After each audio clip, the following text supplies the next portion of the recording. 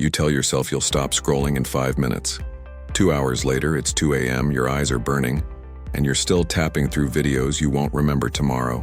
You wake up exhausted, disappointed, and wondering why you can't just have more discipline. But here's what nobody tells you. It's not about willpower, you're not weak. You're fighting a rigged game designed by teams of engineers whose only job is keeping you hooked. Cheap dopamine isn't just a bad habit.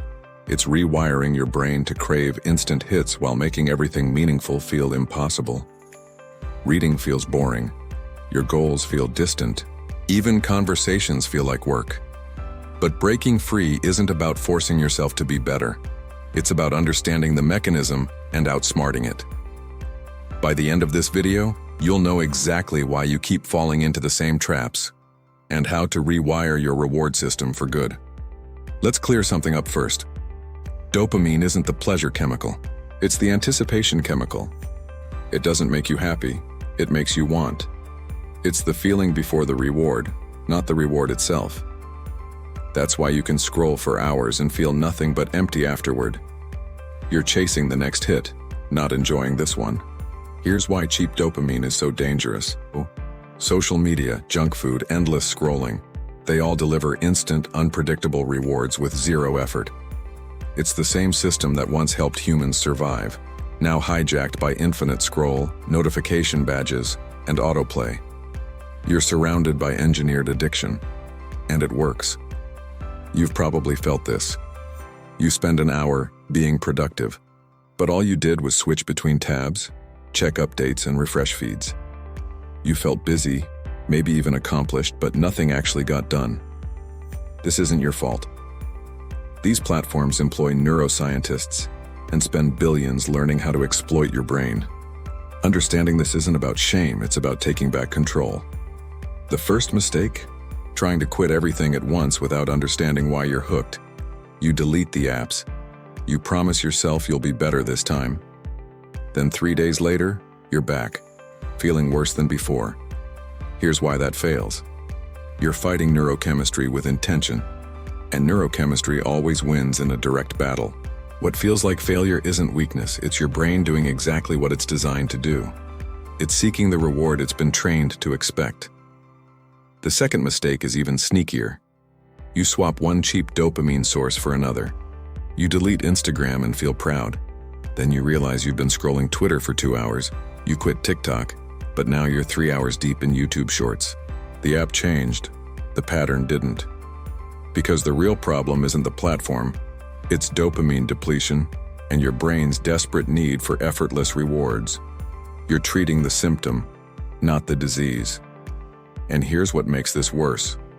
There's a third mistake most people don't even realize they're making. One that quietly sabotages every attempt at change. And it's probably happening to you right now. Here's the third mistake, and it's the one that explains everything. Chronic cheap dopamine use lowers your baseline dopamine levels. That means normal activities, reading, working, even talking to people, feel unrewarding and boring. Most people think they've lost interest in their hobbies or goals. The truth? Their reward threshold has been artificially inflated. Every scroll, every click, every hit of instant gratification raises the bar for what feels satisfying. Now reading a book feels like torture. Conversations feel like work. It's like eating candy all day, then wondering why vegetables taste like cardboard. Your taste buds didn't break. You just destroyed your baseline. The fourth mistake? Focusing only on removing bad habits without building replacement systems. You try to create discipline in a vacuum, but that just leaves a void, and cheap dopamine rushes right back in to fill it. Here's the reality. Your brain will not tolerate boredom. If you don't give it healthy dopamine sources, meaningful work, physical achievement, deep connection, it will drag you back to the easy hits. And every day you stay trapped in this cycle, your baseline drops further. Escape gets harder. The clock is ticking. Here's the good news. Breaking free doesn't require superhuman willpower. It requires a strategic reset, and it happens in 3 phases. Phase 1, the dopamine detox. 7 to 14 days where you temporarily remove high stimulation activities and let your baseline recover. This isn't monk mode. You're not isolating yourself or sitting in silence. You're just eliminating engineered dopamine, social media, junk food, video games, Netflix binges, while keeping natural rewards like conversation, nature, physical activity, and reading. What to expect? Boredom, restlessness, emotional discomfort. This isn't failure, it's your brain recalibrating. Phase 2. Rebuild with friction. You strategically reintroduce activities, but you add barriers. Delete apps from your phone. Keep devices in another room. Use website blockers. The goal is simple. Make healthy dopamine easier than cheap dopamine by designing your environment. Phase 3. Create competing rewards. Invest in activities that provide delayed but deeper satisfaction. Learn a skill.